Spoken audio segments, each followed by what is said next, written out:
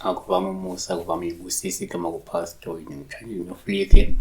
Inamba isiza kuphela uma ungumlandeli wethandile. Ubungeyena isiphi le namba ongayisebenzisi. Fona kuphela ku-WhatsApp. Ufona from 9 to 5 ntambama from Monday to Friday. Sunday ngisesontweni ungangifoneli.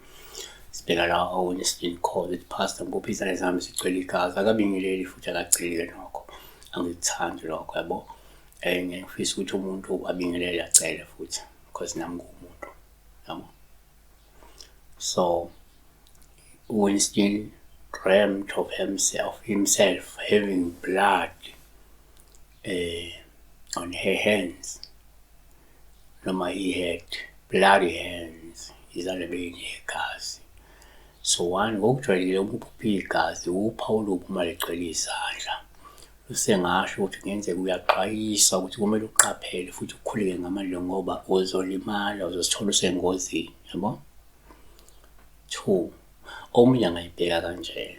Kwesinye isikhathi uma uphupha igazi kuwupha olungaba lubi uma ligcwele izandla ngoba lisengabuye lukhombe la ukuthi kungenzeka uzolimaza umuntu noma wake wachitha igazi lomuntu wangagezwa noma ke wangaphenduka leso sono.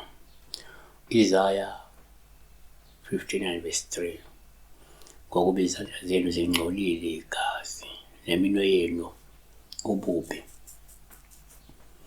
3, kuyenzeka uma uphupha igazi kube uphawu olubi uma ligcwele izandla.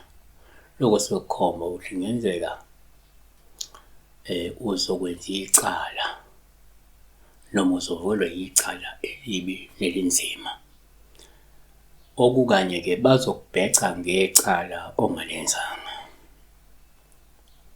Jeremiah 2:34 unegazi ezandleni zakho, igazi abampofu abangenacala.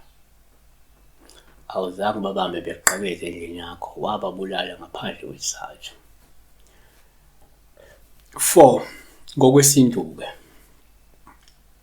uma uphupha igazi kuwuphawu olubi uma ligcwele izandla. Lokho ngabe kukhomba kungenzeka kukhona ukhondolo olungazange luvalwe lugezwe lo muntu owake wachitha igazi emndenini yabona. Lo muntu wangabe sikahlanjululwa kuvalwe lento eyiwukhondolo lwalowa muntu loyo. Lento isifuna maybe ukuphakama ngawe iyalokhu iyakulandela ngoba ayisuswanga, ayivaliwe, ayigeziwe lento yabona.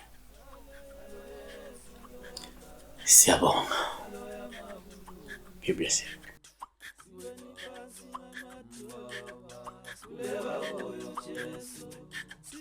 Siweni phansi